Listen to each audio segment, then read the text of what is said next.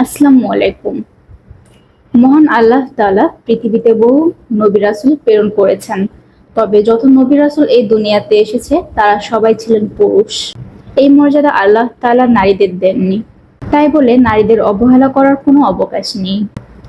নারীদের মধ্যে হতেও অনেকে জগৎ বিখ্যাত অলি হয়েছেন। তেমনই একজন মহিয়সী নারী হযরত রাবেয়া বসরি রহমাতুল্লাহি আলাইহি। ইরাকের বসরা নগরীতে এক দরিদ্র পল্লীতে জন্ম হয়েছিল এই ধর্মভীরু হযরত রাবেয়া বসরি রহমাতুল্লাহ আলাইহির। হযরত রাবেয়া বসরির জন্ম তারিখ নিয়ে বহু মতভেদ রয়েছে। তিনি ৯৫ হিজরি মতান্তরে ৯৯ হিজরির ৭১৯ খ্রিস্টাব্দের কাছাকাছি সময়ে ইরাকের বসরা নগরীতে জন্মগ্রহণ করেন। তার পিতার নাম ইসমাইল এবং মাতার নাম মাইফুল। তারা দরিদ্র ছিলেন বটে, তবে পরম ধার্মিক ও আল্লাহভীরু ছিলেন। রাবেয়া বসরি ছিলেন ভদ্র, নম্র ও সংযমী। সেই সঙ্গে প্রখর বুদ্ধিমত্তার অধিকারিণী ছিলেন তিনি। সবসময় গভীর চিন্তায় ধ্যানমগ্ন হয়ে যেতেন। রাগ, হিংসা, অহংকার তার চরিত্রকে কখনো কলুষিত করতে পারেনি। মোট কথায় আল্লাহর একজন প্রকৃত অলি হওয়ার জন্য যা যা গুণাবলী থাকা প্রয়োজন সকল গুণের অধিকারিণী ছিলেন হযরত রাবেয়া বসরি রহমাতুল্লাহ আলাইহি। হযরত রাবেয়া বসরি রহমাতুল্লাহ আলাইহি সকল বিপদ আপদকে পরীক্ষা হিসেবে গ্রহণ করতেন। আর কেনই বা মনে করবেন না, কারণ এই জগতে যারাই আল্লাহর বন্ধু হতে চেয়েছেন তাদের ঈমানের কঠিন অগ্নি পরীক্ষা দিতে হয়েছে। এই পরিপ্রেক্ষিতেই আল্লাহ তাআলা পবিত্র কুরআনে উল্লেখ করেছেন, তোমরা কি ধারণা করেছো এমনিতেই জান্নাতে প্রবেশ করবে? অথচ আল্লাহ তাআলা অবগত আছে তোমাদের মাঝে কে জিহাদ করছে আর কে ধৈর্য ধারণ করছে। সূরা আলে ইমরান ১৪২। একসময় রাবেয়া বসরি দাসত্ব জীবন অতিবাহিত করেছেন। তার মনিব ছিল অত্যন্ত নিষ্ঠুর প্রকৃতির লোক। বিরামহীনভাবে তিনি সকাল থেকে রাত পর্যন্ত কাজ করতেন। মনিবের নির্ধারিত কাজ শেষ করার পর মহান রবের ইবাদতে মশগুল হয়ে যেতেন তিনি। মূলত রাবেয়া বসরির জীবনের উদ্দেশ্য ছিল আল্লাহ পাকের সন্তুষ্টি লাভ করা। জানা যায়, এক ঘুটঘুটে অন্ধকার রাতে রাবেয়া যখন আরাধনায় লিপ্ত ছিলেন, তখন তার মাথার উপর কোনো শিকল দিয়ে বাঁধা ছাড়াই একটি ঝাড়বাতি জ্বলছিল, যার আলো বিচ্যুতি হয়ে ঘরের চারপাশ আলোকিত হয়ে গেল।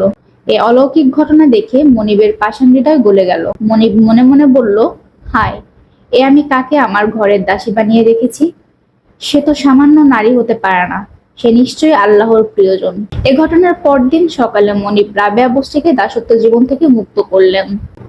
হযরত রাবেয়া বসরি রহমাতুল্লাহি আলাইহি খুব অল্প বয়সে মা বাবার কাছ থেকে কুরআন, হাদিস, ফিকহ শাস্ত্রের ইলম হাসিল করেছিলেন। শিক্ষা অর্জনের ক্ষেত্রে তার কখনো কোনো সংকোচ ছিল না। মা বাবাকে খুব অল্প বয়সেই তিনি হারান।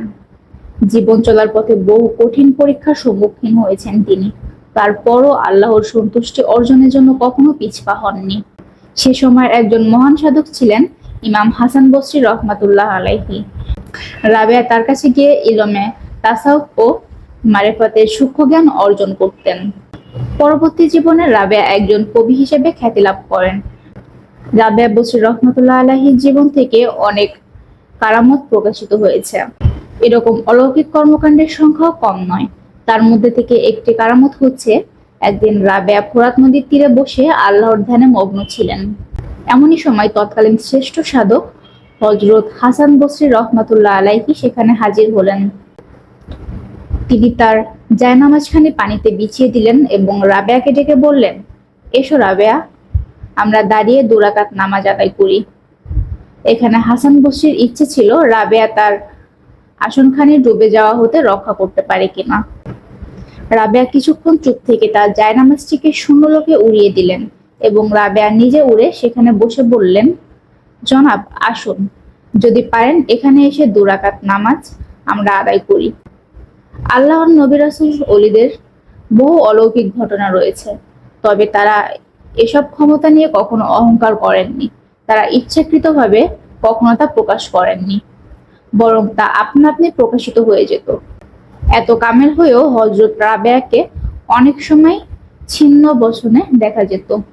এই মহিয়সী নারী ১৮৫ হিজরি মোতাবেক ৮০১ খ্রিস্টাব্দে শেষ নিঃশ্বাস ত্যাগ করেন।